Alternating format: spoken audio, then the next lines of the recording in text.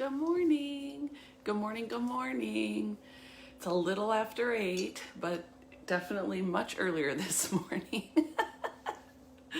I know that we had a late coffee chat yesterday, so if you missed our coffee chat, Tuesday morning coffee chat, you can go back and check that out. It's on my news feed. But I'm super excited to connect with you this morning. Cheers. Hopefully you're enjoying a nice hot cup of coffee with me this morning. Tell me how you're drinking your coffee this morning.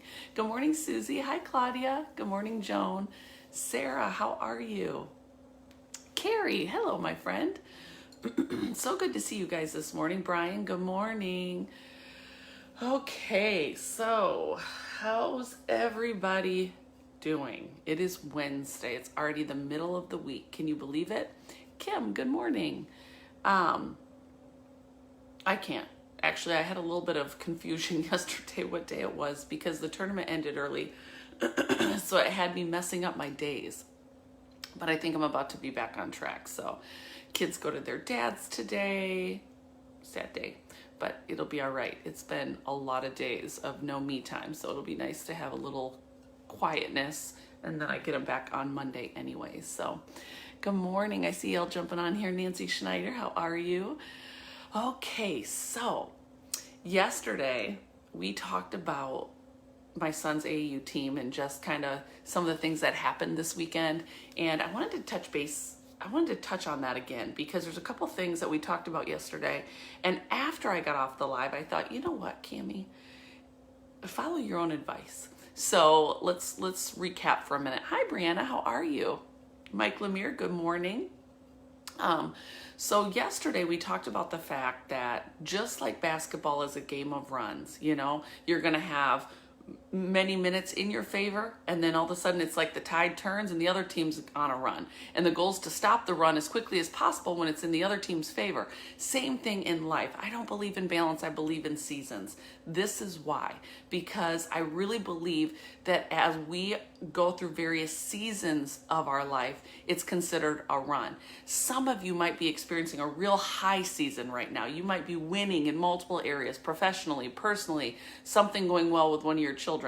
Maybe you're in one of those struggling seasons. Maybe you're in a funk and you're just like, gosh, I got to get out of this and I got to get out of it fast. Some of us, when we get in a funk, we become paralyzed. And that's the last thing we want to do. When we start to feel the tide shift against us, we fall into some real negativity. We feel like we're in a pit or we just know the tides need to change.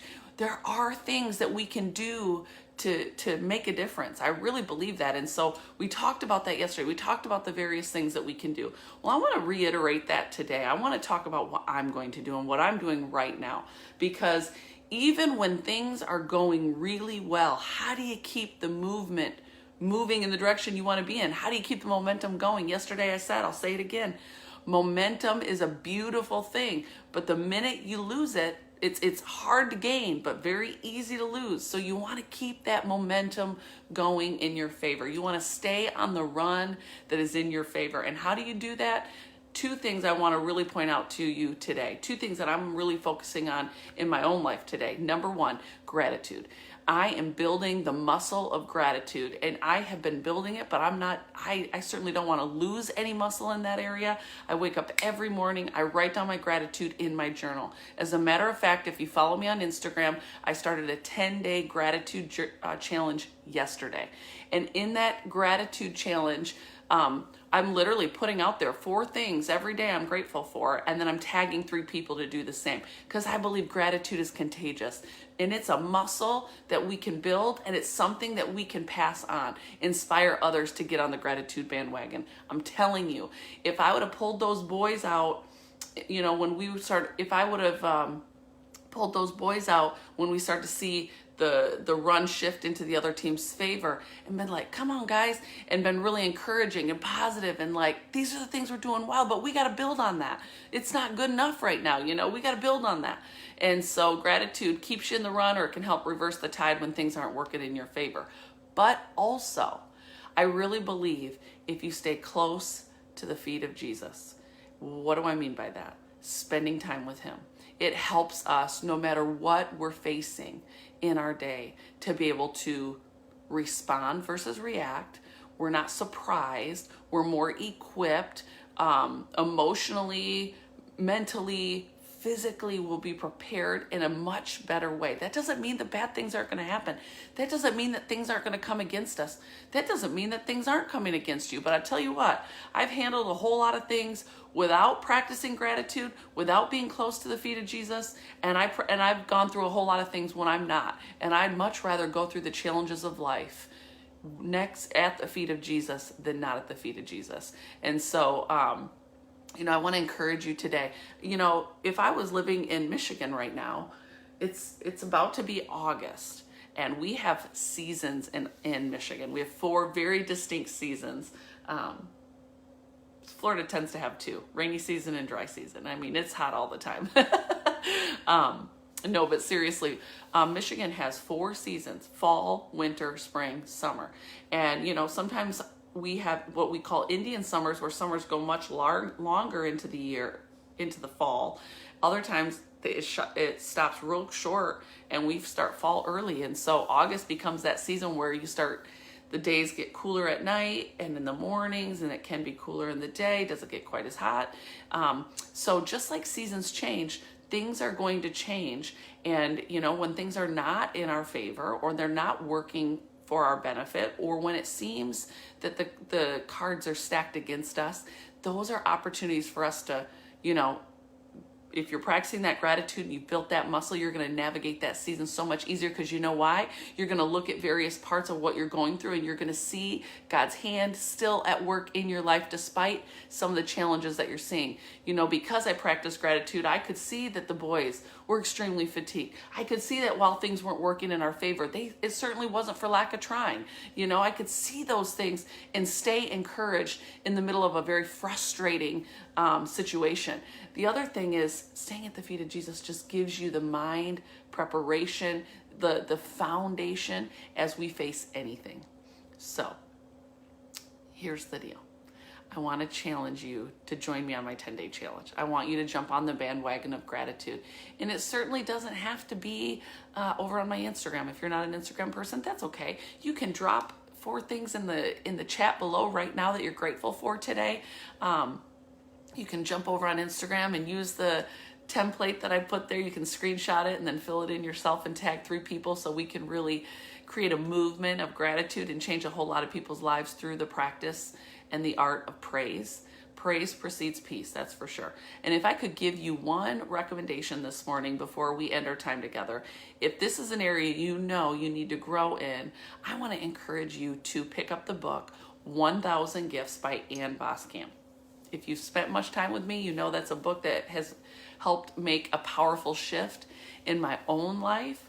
But here's why. I'll give you the nuts and bolts. I'll give you kind of one of the top things that I took away from 1,000 Gifts. Now, it's a very good book, so I encourage you to read it. Just because I'm going to tell you what I tell you does not mean I think you shouldn't read it, because you'd be missing out on a whole lot of great things that book talks about.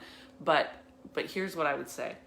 In our efforts to write down 1,000 blessings, 1,000 gifts,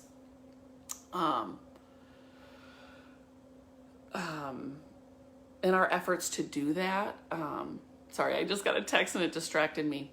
We start off with the big things. We start off with the things like roof over our head. We start off with things like a car to drive. We start off with things like a job. We start off with things like food in the fridge, like just those really big things. But when we try to write down 1,000 gifts, it causes us to really press in and lean in to the little things that we take for granted. Getting to work safely, if you're driving to work and you're able to go to work right now.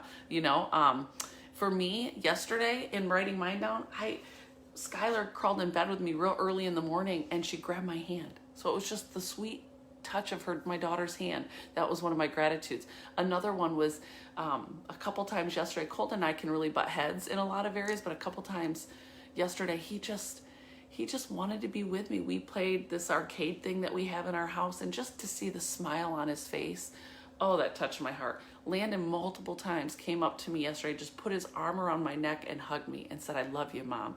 And I don't take that for granted. He's a 15-year-old, So it's in those little things that all of a sudden we start to recognize and realize that God's hand is in so many more areas of our life than we could ever imagine, even in the tough things. And so join me on the 10-day challenge. I'm telling you, once you start, I know many of us, we say, yeah, I got to do that. But how many of us do that every single day? Every single day. And then once we get the habit down, we can then inspire others to do it, but not just others around us and who we influence, but I'm talking our kids. I want my kids, when they leave living with their mama, I want them to leave with such a bend towards gratitude because it was just built in them through the environment that they were raised in. Do you know what I'm saying? Like, that's the kind of foundation I want to set in them. Hi, Jesse. Good morning. One other thing. This was really cool. When we were on the island, we went on a horseback ride, and apparently Landon got a horse that just was not cooperating, was really slow, and I happened to be like the second horse in the line, and his horse was the last horse in the line. And because it was so slow and just not sticking with the group, he felt disconnected. He felt like he couldn't talk with everybody else. He was very frustrated. Well, halfway through the ride, we pause the horses so we can get some pictures, and he yells out, "Mom, I want you to jump on this horse. It needs some of your positive vibes."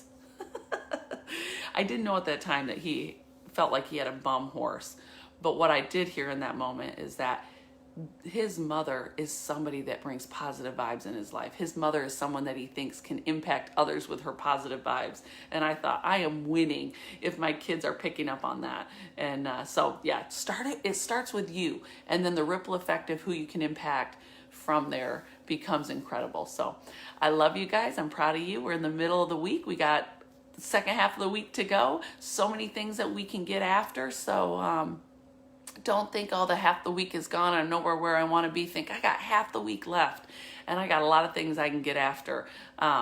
Started intermittent fasting yesterday, real strict, from 11 to 6, and I'm going to eat at 11, 2, and 5:30 is my plan. And going to drink a lot of water. I'm drinking my skinny brew right now. Going to do juicing celery. This girl's on a mission to lose some weight, and I'm excited to do that. And that's what I keep telling myself. I'm so excited. Like, this is going to be amazing. This is going to be incredible. I'm going to see great results. I'm excited to eat better. I'm excited to practice my gratitude. I can't wait to work out. I got to tell myself those things so that I can get in line with it. All right, you guys, have a great day, and I'll look forward to connecting with you tomorrow morning. Go ahead and share this if you haven't already. Let's get more people jumping on this gratitude challenge with us, or tag a few people that will benefit from this, and we'll get after it together. All right, you guys, have a good day.